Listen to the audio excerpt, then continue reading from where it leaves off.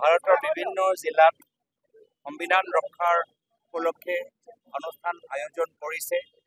অসম প্ৰদেশ Congress committee হিচাপে আমিও বিভিন্ন জিলাত আজি আমি সভা সমিতি পাতিছোঁ। কিন্তু নগাঁৱত বিশেষকৈ অসম সেৱা দলৰ উদ্যোগত আৰু আমাৰ দুয়োগৰাকী জ্যেষ্ঠ নেতা প্ৰদ্যুৎ বৰদলৈ ডাঙৰীয়া, ৰকিবুল হুছেইন ডাঙৰীয়া উপস্থিতিত, আমাৰ বিধায়িকা শিৱামণি বৰা ডাঙৰীয়াৰ উপস্থিতিত আমি এটা পদযাত্ৰাৰ যোগেদি ৰাইজৰ মাজত সজাগতা আমি সৃষ্টি কৰিবলৈ বিচাৰোঁ যে আজিৰ তাৰিখত সংবিধান কিয় প্ৰয়োজন। সংবিধান মাত্ৰ এটা আইনী গ্ৰন্থ নহয়, কিন্তু আজিৰ তাৰিখত চতুৰ্থ স্তম্ভৰ ওপৰত যে প্ৰহাৰ হৈ আছে, জনজাতিৰ অধিকাৰৰ ওপৰত যে প্ৰহাৰ হৈ আছে, খিলঞ্জীয়া ভূমিপুত্ৰৰ মানুহৰ ওপৰত যে প্ৰহাৰ হৈ আছে, বিজেপিয়ে আৰু বিশেষকৈ অসমৰ মুখ্যমন্ত্ৰী কেনেদৰে অসমত লোকতন্ত্ৰ নাইকিয়া কৰি, চতুৰ্থ স্তম্ভৰ স্বাধীনতা নাইকিয়া কৰি ৰাজতন্ত্ৰ সৃষ্টি কৰিবলৈ বিচাৰে।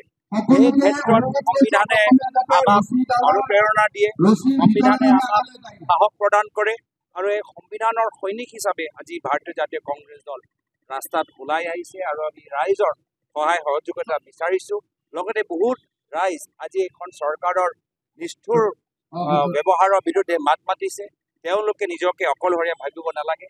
ৰাইজৰ লগত, অসমৰ জনসাধাৰণৰ লগত কংগ্ৰেছৰ সদায় আছে।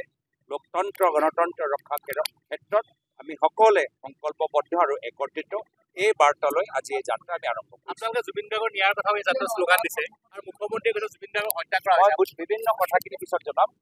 ইতিমধ্যে আৰম্ভণিত আমি এই কথা জনাম। যিকোনো খবৰৰ বাবে যোগাযোগ কৰক 7099017330 লগতে 7099017110 নম্বৰত।